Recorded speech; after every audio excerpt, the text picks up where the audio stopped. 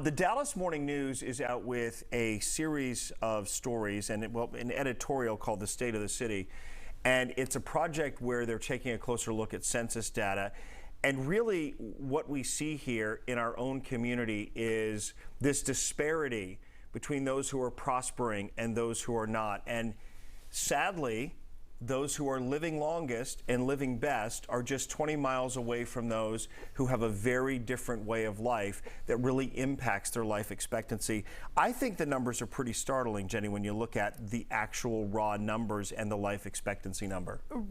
I totally agree. I love this deep dive that they're doing, but the three most important factors that they came up with when they looked at these two different groups, they're so close to one another, but yet so far away in terms of health, was just income disparities, ability to make money, retain a job, access to health care, and the type of work that they do. So working in a place where you know you're at risk for either sort of long-term exposure over time to something, or stress, or the night shift, all of those sorts of things. And it's interesting because we talk about proximity, oh gosh, only 20 miles, but 20 miles is a huge difference when we talk about access to health care. Because I don't know about you, but if you have a doctor's appointment, it's the middle of the workday, what does one do if they are an hourly worker?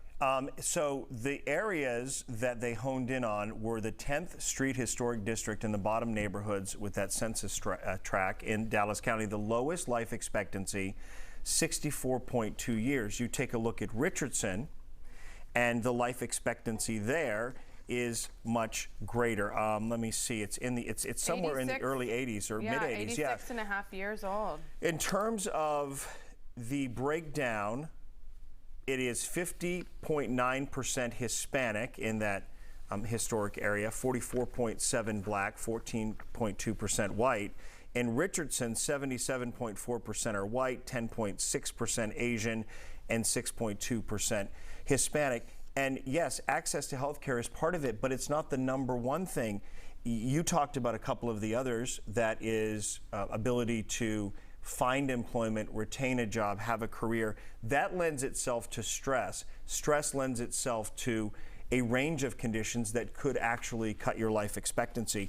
Even not being able to afford a vacation, taking time off from work, having to work multiple jobs, living in neighborhoods that aren't safe because there's an increased rate of crime, the quality of our air and our soil, the quality of water. And this infrastructure bill, for as controversial as it's been, is at least addressing that issue of making sure in this country people aren't turning on the water and drinking lead-laden water. That's an issue with our infrastructure because it's so old, and in these neighborhoods, they don't have the money and they haven't had the upgrades in a very long time. And certain populations can afford to test, can afford to install their own systems, or buy bottled water.